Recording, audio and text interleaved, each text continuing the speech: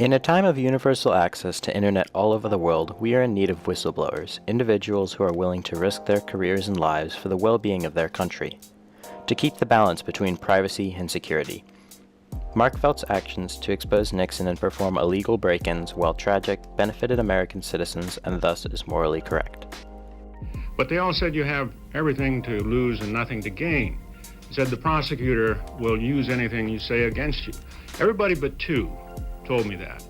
And they are two of my closest confidants. One's my wife, Audrey, and the other is Ladislaus Farrago, who's writing a biography of Hoover, and both of them said no. They said, you have to do it, because somebody has to come forward and stick up for the FBI. Mark Felt, born in Idaho, started his career working for Idaho Senator James Pope as a correspondence clerk. At the same time, Mark was taking law school classes at George Washington University, and after passing his bar exam, he took a job with the Federal Trade Commission. The job was underwhelming for Mark, and he left after his first assignment of researching a brand of toilet paper. He applied to work at the FBI in 1941, and after many background checks and tests, he was accepted to be a federal agent. He then moved up the ranks of the FBI over the next 20 years, until he was second in command as the associate director. In 1972, he led an investigation surrounding a break-in into Democratic campaign offices in the Watergate building in Washington, D.C. They found no correlation between Nixon's re-election and the break-in, and Nixon was re-elected in 1972.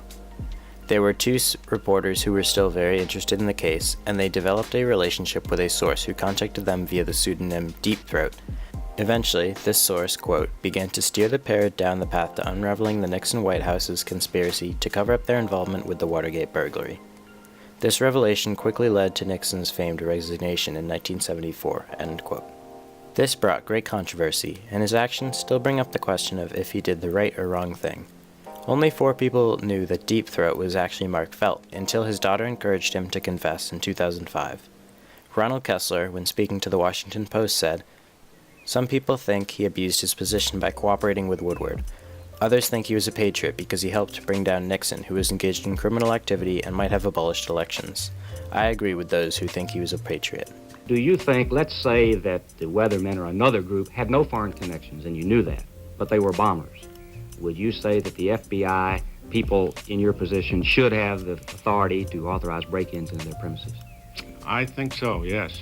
Well, Mr. Felt, what does this do to the Fourth Amendment, which protects the people from unreasonable searches? Why not look at the Ninth Amendment, which says that nothing in any of the other amendments shall in any way prejudice the rights of the people as a whole? And it's a question of the greater good. So you're arguing that people like in your position... Somebody has to take the responsibility. To violate the rights of a few to safeguard the rights of the whole. I think you'd put it that way, yes. So you're saying that officials in the hierarchy of the FBI, as you were, should have the legal authority to decide for themselves as to who is in a position that their rights should be the ones to decide. No, I'm not saying that. I think what will happen will be that laws will be passed making this sort of action acceptable if you have a court order. And this would be perfectly acceptable as far as I'm concerned. While Mark Felt committed a crime by exposing Nixon through his position in the FBI, he did it in the best interest of the American people. As the New York Times said, Mr. Felt later said he believed that the president had been misusing the FBI for political advantage. He knew that Nixon wanted the Watergate affair to vanish. He knew that the White House had ordered the CIA to tell the Bureau, on grounds of national security, to stand down on its felony investigation of the June 1972 break-in. He saw that order as an effort to obstruct justice, and he rejected it.